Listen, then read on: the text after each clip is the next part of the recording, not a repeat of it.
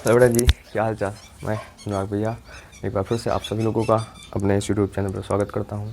जैसा कि आप लोगों ने थंबनेल में देख ही लिया होगा, आज के इस वीडियो लेक्चर में हम लोग बात करेंगे बी फार्मा के बारे में। ठीक, जैसा कि हम लोगों को पता है कि बी फार्मा क्या होता है। जिन लोगों को नहीं पता है तो आज की वीडियो में वो लोग सारी जानकारी जान लेंगे कि बी फार्मा क्या होता है। चलिए जानते हैं बी फार्मा क्या होता है। देखिए जी, बी फार्मा जिसको हम बैचलर ऑफ फार्मेसी भी बोलते हैं, बी फार्मा को हम क्या बोलते हैं, बैचलर ऑफ फार्मेसी बोलते हैं। यह एक बैचलर कोर्स है। ठीक, यह एक बैचलर कोर्स है।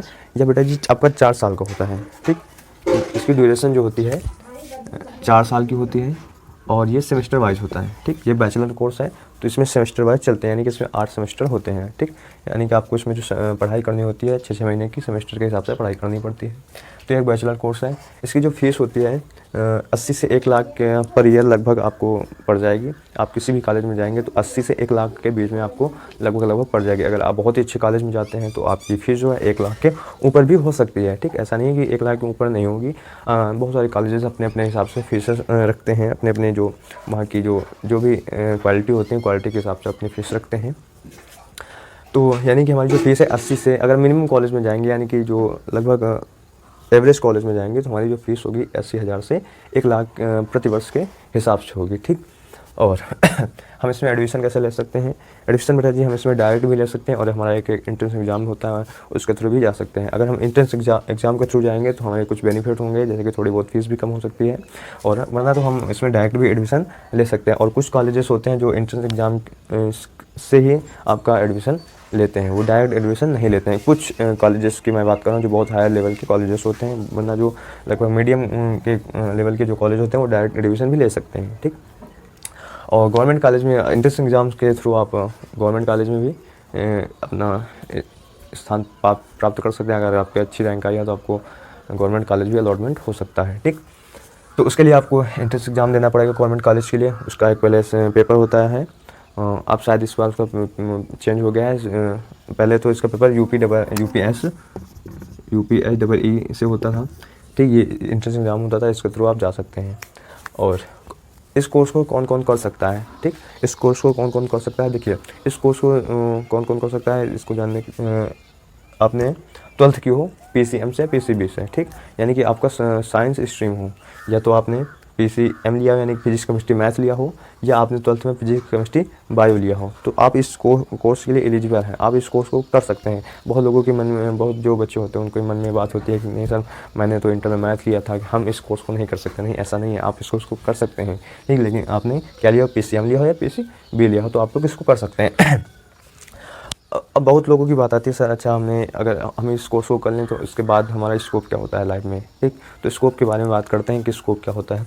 स्कोप हम जैसे कि बहुत सारी कंपनियां आती हैं 4th ईयर में, जो बैचलर कोर्स वाले होते हैं उनके जो कैंपस लगते हैं वहाँ पे कॉलेजेस में बहुत सारी कंपनियां आती हैं, और कंपनियां नहीं भी आती हैं आप डायरेक्ट भी किसी कंपनी में अप्लाई कर सकते हैं फार्मा इंडस्ट्री में। ठीक, जहाँ पर दवाइयाँ बनती हैं।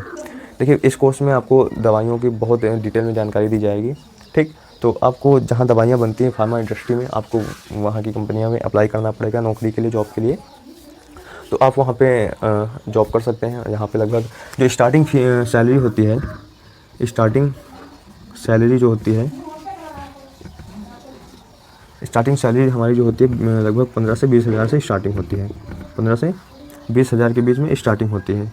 ठीक, और बहुत ही अच्छी कंपनी में अगर आप जाएंगे तो आपकी वहाँ स्टार्टिंग जो हो जाएगी 20 से 25 हज़ार के हिसाब से आपकी सैलरी स्टार्टिंग होगी, और धीरे धीरे आप इसमें ग्रोथ भी करेंगे। ठीक, इसमें फार्मा इंडस्ट्री में वैसे बात करें बहुत सारे डिपार्टमेंट होते हैं, क्यूए क्यूसी आपके लेवल के हिसाब से आपको वो डिपार्टमेंट दिया जाएगा, उसी हिसाब से आपकी सैलरी भी फिक्स की जाएगी। ठीक, चलिए और जानते हैं कि इसमें क्या क्या अपॉर्चुनिटी हो सकती हैं जॉब में। आप मार्केटिंग कर सकते हैं दवाइयों की। ठीक, जो फार्मा कंपनियां होती हैं, आप जैसे कि फार्मा कंपनियों की दवाइयाँ बन गई, उनको मार्केटिंग की भी ज़रूरत पड़ेगी ना, उनको बेचना भी तो पड़ेगा ना। उनको बेचने के लिए जो कंपनियां होती हैं एमआर को हायर करते हैं, यानी कि मार्केटिंग, दवाइयों की मार्केटिंग के लिए, जिसको हम लोग एमआर बोलते हैं। तो आप एमआर में भी अपनी लाइफ बना सकते हैं। इसमें भी जो स्टार्टिंग होगी, देखिए इसमें जो सैलरी की स्टार्टिंग होती है इंडस्ट्री की, जो फार्मा इंडस्ट्री की अगर से तुलना करें तो इसमें थोड़ी सी ज़्यादा होती है। इसमें सैलरी थोड़ी ज़्यादा होती है, और इसमें ग्रोथ होने की भी संभावना ज़्यादा होती है, क्योंकि मार्केटिंग है। इसमें आप जितनी मार्केटिंग करेंगे आप उतनी ही ज़्यादा ग्रोथ होगी। इसमें ही लगभग वही 15 से 20 हज़ार के बीच में स्टार्टिंग होगी आपकी, ठीक। और बहुत अच्छी कंपनियों में अगर आप जाएंगे सिप्ला वगैरह में तो बहुत अच्छी वहाँ पर सैलरी हो सकती है, 25 से 30 हज़ार के बीच में हो सकती है, 20 से 25 हज़ार के बीच में हो सकती है। वो तो आपके कॉलेजेस के हिसाब से डिपेंड करता है, आपकी कैसे कॉलेज में पढ़े हैं, आपके कॉलेज का कैंपस पर कैसा पढ़ रहा है, और आपको किस कंपनी में जा रहे हैं आप, ठीक। तो उसी हिसाब से आपकी सैलरी भी निर्धारित होगी। आप धीरे धीरे आप जब इसको सारी नौकरियाँ करते हैं 4-5 साल बाद आपकी अच्छी सी सैलरी हो जाएगी, 30 से 35 हज़ार के बीच में आपकी सैलरी हो सकती है। मार्केटिंग में तो और भी ज़्यादा हो सकती है, इसके लिए हम एक डिटेल से वीडियो और बना देंगे। मार्केटिंग के लिए एक डिटेल से वीडियो और होगा, और फार्मा इंडस्ट्री के लिए एक डिटेल सा वीडियो और बनाएंगे हम कि इसमें सैलरी कितनी किस हिसाब से सब कुछ होता है, ठीक। चलिए और हाँ, इसमें आपको एक मेडिकल स्टोर खोलने का लाइसेंस भी मिलता है, ठीक। आप अपना मेडिकल स्टोर खोल सकते हैं, आप अपना भी बिजनेस स्टार्ट कर सकते हैं, आप होलसेल भी कर सकते हैं, रिटेल दोनों बिजनेस कर सकते हैं, आपको जो इच्छा आप कर सकते हैं, ठीक। चलिए अब बात करते हैं कि जो बी फार्मा होता है, इसके बाद इसको करने के बाद हम और कहाँ कहाँ पर पढ़ाई कर सकते हैं, पढ़ाई के बारे में, यानी कि एजुकेशन अगर हम और लेना चाहें तो दवाइयों के बारे में और क्या कर सकते हैं, चलिए जानते हैं। देखिए, अगर आपको दवाइयों के बारे में और थोड़ी सी नॉलेज चाहिए, ठीक, तो आप एम फार्म कर सकते हैं, ठीक, यानी कि मास्टर्ड फार्मेसी कर सकते हैं, ठीक। यानी कि आप फार्मेसी के क्षेत्र में मास्टर्ड की डिग्री आपको मिल जाएगी अगर आप एम फार्म करेंगे, ठीक। और आप पीएचडी भी कर सकते हैं, देखिए अब अगर एम फार्म करने के बाद अगर आपको जॉब चाहिए तो इसके लिए हम आप लोगों के एक अलग से वीडियो बना देंगे। देखिए, जो एम फार्म वाले स्टूडेंट होते हैं वो भी अगर इंडस्ट्री में जाए तो उनकी सैलरी कुछ ज़्यादा अच्छी होती है, उनकी सैलरी 30 से 35 हज़ार के बीच में स्टार्टिंग में हो सकती है, या कुछ थोड़ी लो क्वालिटी की कंपनी अगर होंगी तो 20 से 30 हज़ार के बीच में होगी, लेकिन इसमें ग्रोथ होती रहेगी, ठीक। आप 1-2 साल करिए, उसके बाद आपको एक्सपीरियंस होता जाएगा, उसके बाद आपकी सैलरी भी बढ़ती जाएगी 1-2 साल में। आप पीएचडी कर सकते हैं, इसमें पहले और बात कर लें एम फार्मा में। आप किसी कॉलेज के लेक्चर बन सकते हैं, किसी आप एम फार्म करेंगे किसी एक सब्जेक्ट से करेंगे, अगर आप एक सब्जेक्ट से करेंगे तो आप उसको काफ़ी नॉलेज हो जाएगा, तो आप उस सब्जेक्ट से किसी कॉलेज में फैकल्टी के रूप में बन सकते हैं, आप किसी लेक्चर बन सकते हैं, आप किसी कॉलेज में पढ़ा सकते हैं, उसमें भी काफ़ी अच्छी सैलरी होती है कॉलेजेस के हिसाब से। अगर किसी हायर कॉलेजेस में जाएंगे तो काफ़ी अच्छी सैलरी होगी वहाँ पर भी। इन सब के लिए मैं आप लोगों के एक डिटेल से वीडियो बनाऊँगा, और आप आगे पीएचडी भी कर सकते हैं, ठीक। एम फार्म करने के बाद आप पीएचडी भी कर सकते हैं, ठीक। पीएचडी करने वालों की तो बहुत अच्छी सैलरी होती है, कंपनियों में भी बहुत अच्छी सैलरी होती है, और अगर आप किसी कॉलेज की फैकल्टी बन रहे हैं या किसी कॉलेज में लेक्चर बन रहे हैं तो वहाँ पर भी एक अच्छी खासी सैलरी हो सकती है। इन सभी के लिए मैं आप सभी लोगों के लिए एक डिटेल से वीडियो बना दूँगा। तो तब तक के लिए आज हम लोगों ने क्या जाना, बी फार्मा के बारे में जाना, सारी चीज़ें जान ली, इनके फीस स्ट्रक्चर क्या होता है, एडमिशन स्ट्रक्चर क्या होता है, कितने साल का होता है, और कैसे हम इसमें एडमिशन ले सकते हैं, कौन कौन कर सकता है इसको, और इसके स्कोप क्या है, और इसको एजुकेशन में हम लोग स्टडी कैसे कर सकते हैं, इन सारी चीज़ों के बारे में हम लोगों ने बात की है।